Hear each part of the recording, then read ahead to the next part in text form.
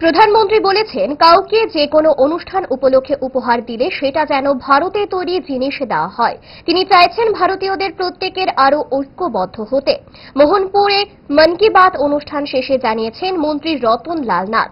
রবিবার ছিল দেশের প্রধানমন্ত্রী নরেন্দ্র মোদীর 122তম মন কি বাত পর্ব। মোহনপুর মণ্ডলের 34 নম্বর বুথের গজারিয়া এলাকার একটি জেবি স্কুল মাঠে মন কি বাত অনুষ্ঠানে উপস্থিত ছিলেন বিধায়ক তথা রাজ্যের বিদ্যুৎ এবং কৃষি মন্ত্রী। তিনি প্রতিক্রিয়ায় বলেন, প্রধানমন্ত্রী 122তম পর্বে বার্তা দেন যে কোনো অনুষ্ঠানে উপহার হিসেবে মেড ইন ইন্ডিয়া অর্থাৎ ভারতীয় পণ্য উপহার দেওয়ার উপর বিশেষভাবে গুরুত্ব দিয়েছেন।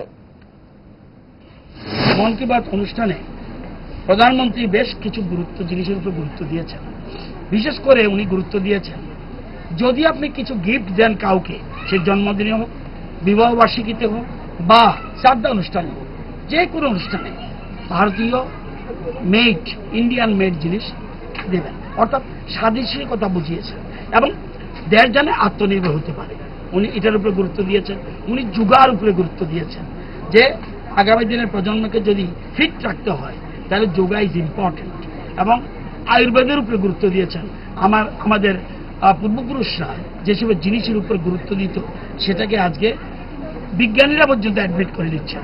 সেই জন্য উনি এটার উপর গুরুত্ব দিয়েছেন এবং উনি স্টার্টআপের উপর গুরুত্ব দিয়েছেন যে মানুষ ঠিক করবে আমার সংকল্প যদি ভালো হয় আমি যে কোনো জিনিস তৈরি করতে পারি। এবং একটা জিনিস বলেছেন, নতুন নতুন কি করতে পারে, উদ্ভাবনী জিনিস আমরা যেখানে দেয়। এবং মন কি বাতে উনি সিকিমের রেফারেন্স তুলেছেন এবং মাওবাদী ছত্তিশগড়ের কথা তুলেছেন এবং সেখানে আজকে শান্তির পরিবেশ সৃষ্টি হয়েছে। উনি বলছেন একজন পোলিওতে দিব্যাঙ্গ উনি পর্যন্ত উপার্জন করছেন, যদি ইচ্ছা করে সবাই উপার্জন করতে পারে। উনি বলছেন যে মধুপক্ষী পালন খুব ইম্পর্টেন্ট, আমাদের উৎপাদনের জন্য, কৃষি উৎপাদনের জন্য এটা একটা বিরাট জিনিস রয়েছে। সুতরাং অনেকগুলি গুরুত্বপূর্ণ জিনিস বলেছেন। আমরা ভারতীয়রা যাতে ঐক্যবদ্ধ হই, আমরা যেন আত্মনির্ভর হতে পারি।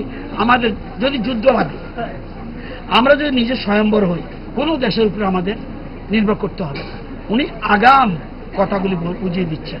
এই আজকের মন কি বাত অত্যন্ত গুরুত্বপূর্ণ বিষয় নিয়ে চর্চা করেছেন উনি।